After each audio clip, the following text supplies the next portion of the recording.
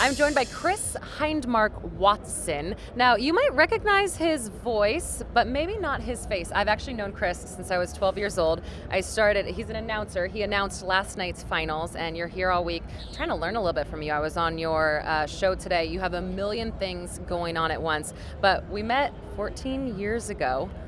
It's a long time ago. Yeah, it's a long time ago. So doesn't seem like that long, though. No, it doesn't. So Chris is the voice. He's the one that's echoing out to 15,000 people that are in the stands. I want to know what that experience is like for you. Are you totally locked into the zone? Are you watching the races, or is it just sensory overload? You have a lot going on. It's pretty fun. I mean, I've been doing this now with USA Swimming for 10 years. My first meet with them was back in 2006 at Purdue University, actually, for a US Open in December. And it's just fun. Like, the athletes really provide a great atmosphere for us to be able to encourage the fans and sort of talk about the races. And I guess we are locked in on what we're doing, and we're trying to follow along with stats and times and splits and everything else, but it's a fun environment. And the two other announcers that I work with, Sam Kendricks and Michael Porapat, we work really well together, and we've done this now this is our third trials of all three of us working together. So yeah, that's really cool. It seems like, just being up there in the box with you, that you have this group. Has there ever been anything crazy that's happened during a live show or when you were on that maybe knocked you off?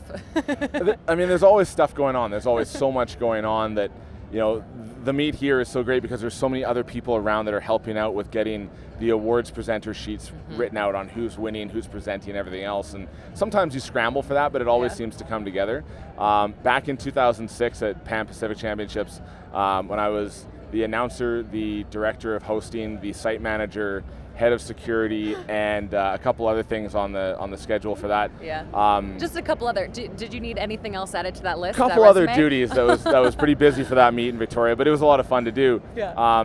We had a swimmer win, and because it was an international competition, we were doing national anthems. Yeah. And at that meet, we didn't have producers, we didn't have a number of other people. I was handling the music and everything else. Oh. We had a swimmer who actually went on to win the gold medal in Park Tae-won from Korea. And we hadn't prepped a Korean anthem. Oh my And so I think I had 2 100-meter races in order to find a Korean anthem and then hope that it was the right one. Yeah. And so we sort of all sat there and we looked at it and we pressed play and we watched him, and we figured based on his reaction we'd be able to decide whether it was the right anthem or not. And luckily we found the right anthem and played it. So. Oh my gosh. Okay, so what happens when you have swimmers, because you've done this all over the world, what happens when you have names that are difficult to pronounce? I know my name's a little bit difficult to pronounce sometimes, but are you prepping that beforehand? Have you ever completely messed up somebody's name?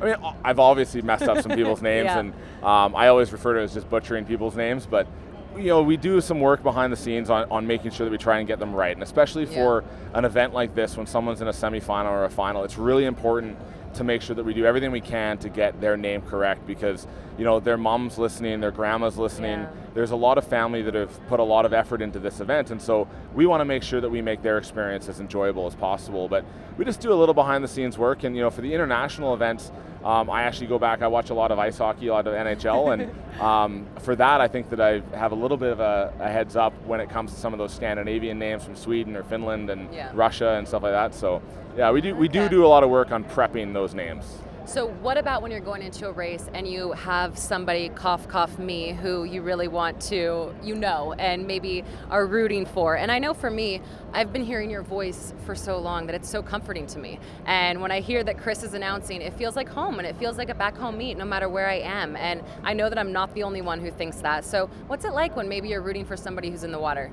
Well, it's hard at times. I mean, I think I'm pretty good at being very impartial and very neutral when I'm calling races, but there are people that I've gained relationships with over the years, yourself when you were swimming. Obviously, being from Canada, I have a soft spot for all the Canadian swimmers that compete internationally.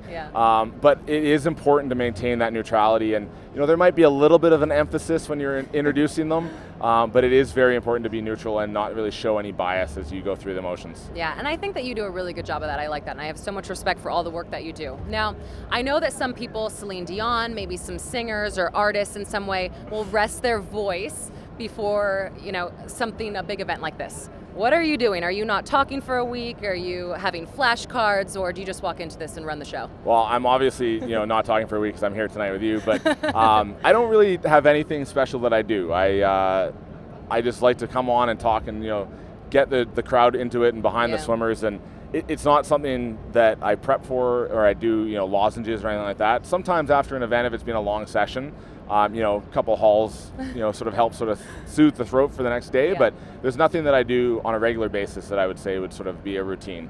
Cool. Well, thank you so much for joining us, Chris. I cannot wait to hear you announce the rest of the week. And I know for me, it's just really brings a soft spot back to my heart to see you on the pool deck.